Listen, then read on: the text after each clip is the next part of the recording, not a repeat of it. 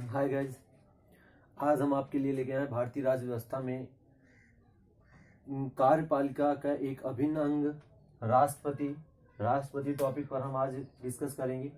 राष्ट्रपति भारतीय, अगर भारत के अकॉर्डिंग देखें तो भारत का प्रथम नागरिक माना जाता है राष्ट्रपति को।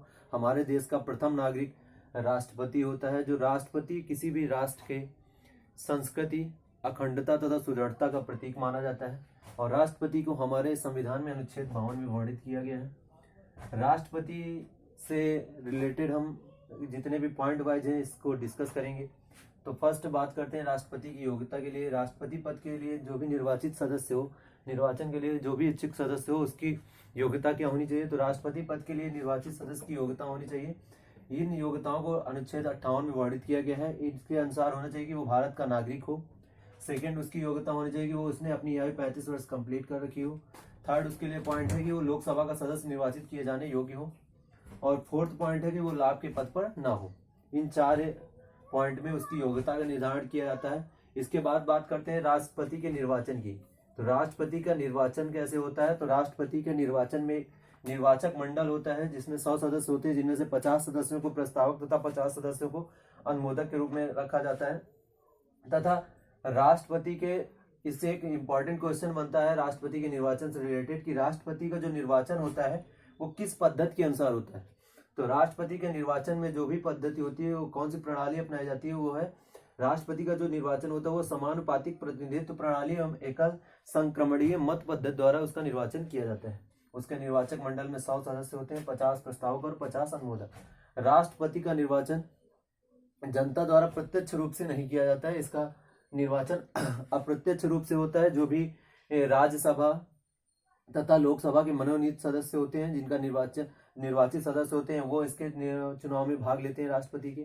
तथा जितनी भी विधानसभाएं होती हैं उनसे निर्वाचित 2 सदस्य जाते हैं, वो इसके चुनाव में भाग लेते हैं। तो इसके लिए बुक्स पे आप पढ़ सकते हैं। इसके बाद बात करते हैं राष्ट्रपति के वेतन की। राष्ट्रपति के वेतन से पहले बात करते हैं कि राष्ट्रपति का जैसे ही मनोनयन हो जाता है, निर्वाचन हो जाता है, तो उसकी शपथ कौन दिलाता है? तो राष्ट्रपति की जो शपथ दिलाता है वो दिलाता है मुख्य chief justice of India. Chief justice of India, जो मतलब कि सुप्रीम कोर्ट का जज होगा, वही इसकी शपथ दिलाएगा राष्ट्रपति की। अगर बाय द वे अब्सेंस होता है, इसके अब्सेंस होता है, अब्सेंस पे कौन कराता है? अगर ये chief justice of India absent होता है तो इसकी जगह जो भी एक वरिष्ठ जस्टिस होगा, मतलब सुप्रीम कोर्ट का जो भी वरिष्ठ जज होगा, वो इनकी नियुक्ति कराएगा। अगर चीफ जस्टिस ऑफ इंडिया नहीं है, CJI, ठीक है। अब बात करते हैं वेतन तथा भत्ता की। तो राष्ट्रपति का वेतन जो होता है वो भारत के किसी भी संवैधानिक पद के लिए सर्वोच्च वेतन होता है। राष्ट्रपति का वेतन होता है, मतलब सरकारी इन संस्थाओं में सबसे ज्यादा अगर वेतन का मैक्सिमम लिमिट जो रखी गई है वो राष्ट्रपति की होती है। उसका मासिक वेतन 5 लाख रुपए होता है और इसके वेतन पे कोई भी आयकर देय नहीं होता है। नो इनकम टैक्स, कोई भी इनकम टैक्स लागू नहीं होता है, कोई भी आयकर देय नहीं होता राष्ट्रपति को वेतन पे। अब राष्ट्रपति के अधिकार तथा कर्तव्यों की बात कर लेते हैं। तो राष्ट्रपति का अधिकार के फर्स्ट है कि नियुक्ति संबंधी। राष्ट्रपति नियुक्ति करता है। राष्ट्रपति प्रधानमंत्री समेत समस्त मंत्रिपरिषद की नियुक्ति राष्ट्रपति द्वारा ही की जाती है। राष्ट्रपति मुख्य चुनाव आयुक्त, संघ लोक सेवा आयोग के अध्यक्ष तथा कैग और सॉलिसिटर जनरल तथा राज्यों के राज्यपालों की नियुक्ति भी कौन करता है? राष्ट्रपति करता है।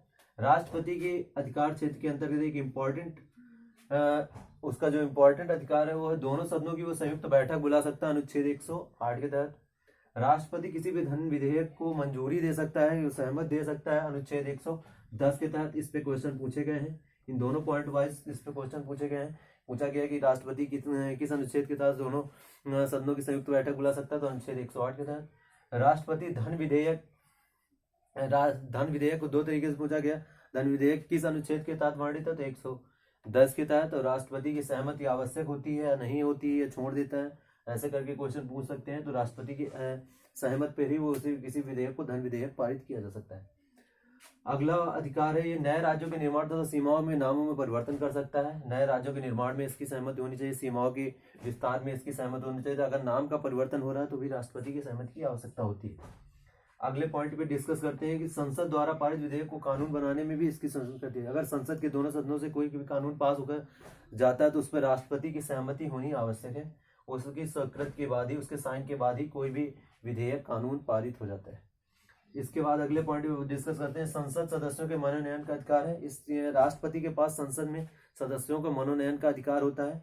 ये लोकसभा में 2 एंग्लो इंडियन को सिलेक्ट कर सकता है, जबकि राज्यसभा में 12 सदस्यों को नियुक्त कर सकता है, जो सदस्य विशिष्ट व्यक्ति होते हैं। मतलब किसी भी एक पर्टिकुलर क्षेत्र में उन्होंने एक ख्याति प्राप्त कर रखी होगी, ऐसे सदस्यों को राज्यसभा में 12 सदस्यों को मनोनीत कर सकता है।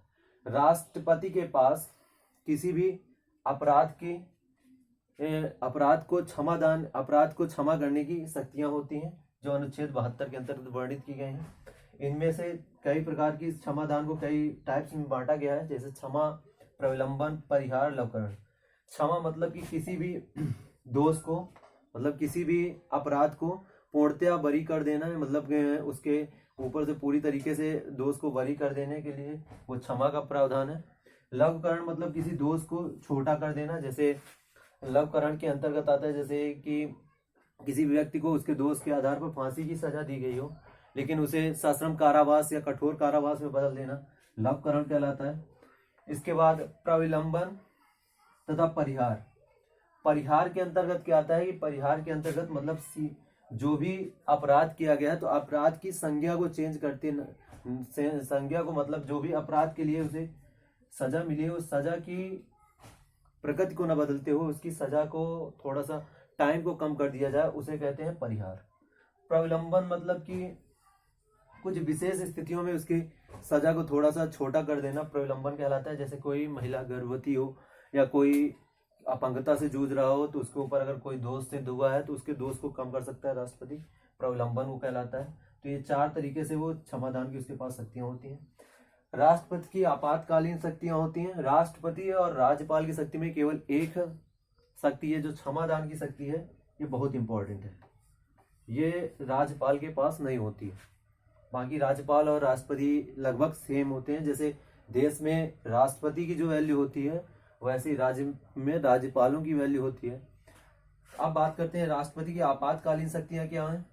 तो आपातकालीन शक्तियां मंत्रि परिषद की सलाह लेकर उसके पास 3 आपातकालीन शक्तियां होती हैं। फर्स्ट, अनुच्छेद 352, इंपॉर्टेंट टॉपिक, इंपॉर्टेंट पॉइंट है काफी राष्ट्रपति के अंतर्गत जिससे क्वेश्चन पूछे जाते हैं। मंत्रिपरिषद की सलाह पर 3 आपातकालीन शक्तियां इसके अंतर्गत है। आपातकालीन शक्तियों के अंतर्गत पहला है वो युद्ध तथा बाह्य आक्रमण व सशस्त्र विद्रोह के कारण जो भी आपात लागू कर सकता है वो अनुच्छेद 352 के अंतर्गत। अनुच्छेद 352 के अंतर्गत वो क्या कर सकता है, युद्ध, बाह्य आक्रमण तथा सशस्त्र विद्रोह के कारण आपात लागू कर सकता है। अनुच्छेद 356 के कारण वो दूसरा आपात लागू कर सकता है जिसे राष्ट्रपति शासन कहते हैं। अगर कोई भी राज्य के अंतर्गत संवैधानिक तंत्रों में विफलता आ जाती है, मतलब राज्य के अंतर्गत जो भी संवैधानिक तंत्र है वो काम करने में की समर्थता नहीं जता पा रहे हैं, काम नहीं सुचारू रूप से कर पा रहे हैं, तो अनुच्छेद 356 के तहत वहाँ पे राष्ट्रपति शासन लागू कर दिया जाता है। और अनुच्छेद 360 के तहत राष्ट्रपति के पास एक आपातकालीन शक्ति होती है वित्तीय आपात की। वित्तीय आपात की स्थिति पे राष्ट्रपति वित्तीय आपात घोषित कर सकता है राष्ट्र में, और पूरे राष्ट्र में वित्तीय आपात लागू कर सकता है या किसी पर्टिकुलर राज्य पे लागू कर सकता है। ये न्यूनतम 2 माह के लिए लागू की जाती है। अब बात करते हैं राष्ट्रपति के त्यागपत्र की। राष्ट्रपति अपना त्यागपत्र किसको देगा, तो राष्ट्रपति अपना त्यागपत्र देता है उपराष्ट्रपति। राष्ट्रपति अपना त्यागपत्र किसको देता है, उपराष्ट्रपति को।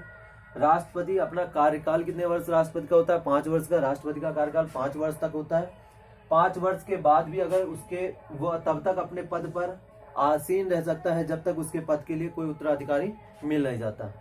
और एक अगला पॉइंट है जो इम्पोर्टेंट है कि राष्ट्रपति चुनाव के लिए जो भी व्यक्ति मनोनीत किया गया है वो कितनी बार चुनाव लड़ सकता है या कितनी बार राष्ट्रपति पद के लिए मनोनीत किया जा सकता है, तो वो कितनी भी बार वो राष्ट्रपति पद के लिए मनोनीत किया जा सकता है, उसके लिए कोई लिमिट नहीं है। अनुच्छेद 56 के तहत ये वर्णित किया गया है राष्ट्रपति के कार्यकाल को, अनुच्छेद 56 के अंतर्गत रखा गया है। राष्ट्रपति का कार्यकाल सामान्यतः 5 वर्ष होता है, लेकिन अगर उसका उत्तराधिकारी मिलने तक उसको उसके पद पर आसीन रहना होता है। उसके बाद को मतलब खाली नहीं रखा जा सकता, राष्ट्रपति के पद को खाली नहीं रखा जा सकता, इसलिए जब तक उसको उत्तराधिकारी मिल नहीं जाता है तब तक उस पद पर वही पूर्ववत राष्ट्रपति बना रहेगा। और अगर राष्ट्रपति बीच में किसी तरीके से त्यागपत्र देता है तो राष्ट्रपति का कार्यकाल उपराष्ट्रपति संभाल सकता है, उपराष्ट्रपति को वो अपना त्यागपत्र देगा। अगर बाय द वे उपराष्ट्रपति भी उस समय मौजूद नहीं है तब भारत का जो चीफ जस्टिस ऑफ इंडिया होगा CJI, वो उसके कार्यवाहन करेगा, उसका कार्य को संपादित करेगा राष्ट्रपति के कार्यों को, जब तक कोई दूसरा उत्तराधिकारी नहीं मिल जाता है। अब बात करते हैं राष्ट्रपति पर, राष्ट्रपति को हटाया कैसे जा सकता है। तो राष्ट्रपति को हटाने की प्रोसेस है महाभियोग, उस पर महाभियोग लगाकर राष्ट्रपति को हटाया जा सकता है। राष्ट्रपति पर महाभियोग किसी भी सदन द्वारा लगाया जा सकता है। किसी भी सदन द्वारा लगाने पर लोकसभा के किसी भी सदन पे, संसद के किसी भी सदन, लोकसभा या राज्यसभा मतलब निम्न सदन या उच्च सदन द्वारा उस पर महाभियोग लगाया जा सकता है। महाभियोग लगाने से पूर्व सदन के जिस सदन द्वारा महाभियोग उस पर लगाया जाएगा उसके 1/4 सदस्यों के हस्ताक्षर द्वारा राष्ट्रपति को 14 दिन पूर्व सूचित किया जाएगा कि आप पर महाभियोग लागू किया जा रहा है। उसके बाद महाभियोग का प्रस्ताव लाने के लिए सदन, जो भी सदन उसमें महाभियोग का प्रस्ताव लाने वाला है उसके 2/3 सदस्यों का हस्ताक्षर होने चाहिए, वो पास करें। उसके बाद वो दूसरे सदन में जाएगा। अगर वो सदन भी 2/3 सदस्यों से उस पर सहमति मतलब दर्शा देता, अपनी सहमति व्यक्त कर देता है उस प्रस्ताव पे, तो राष्ट्रपति को तुरंत अपने पद से हटना पड़ता है। ये है महाभियोग का प्रोसेस। पूरे राष्ट्रपति आपने पढ़ा, राष्ट्रपति के अंतर्गत इतने प्रमुख टॉपिक्स मतलब पॉइंट है जिन पे आपको फोकस करना है, जिनसे क्वेश्चन बनते हैं। राष्ट्रपति का एक इम्पॉर्टेंट पॉइंट है कि वो अनुच्छेद 123 के तहत अध्यादेश जारी कर सकता है। अध्यादेश जारी करने की उसके अंतर्गत शक्ति होती है। वो किस अनुच्छेद के अंतर्गत? 123, अनुच्छेद 123 के अंतर्गत वो अध्यादेश जारी कर सकता है। लेकिन राष्ट्रपति राज्य सूची के विषयों पर अध्यादेश जारी नहीं कर सकता है। केंद्र सूची के विषयों पर अध्यादेश जारी कर सकता है, परंतु राज्य सूची के विषयों पर वो अध्यादेश जारी नहीं कर सकता है। अध्यादेश जारी किस अनुच्छेद के अंतर्गत करता है? तो अनुच्छेद 123 के तहत 123 अनुच्छेद के तहत वो अध्यादेश जारी कर सकता है। अब राष्ट्रपति के बारे में कुछ इंपॉर्टेंट राष्ट्रपतियों की बात कर लेते हैं। तो भारत के प्रथम राष्ट्रपति कौन थे?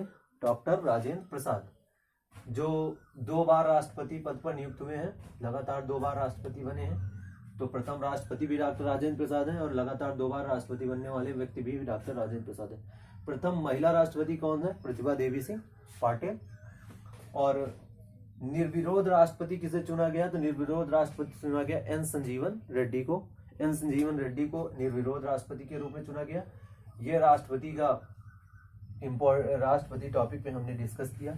इनसे रिलेटेड जो भी क्वेश्चन आने आप फिर से बुक्स पे पढ़ सकते हैं। और वीडियो अगर पसंद आए तो लाइक करें, शेयर करें, और कोई भी अगर प्रॉब्लम आती है तो कमेंट बॉक्स पे जाके हमें सूचित कर सकते हैं।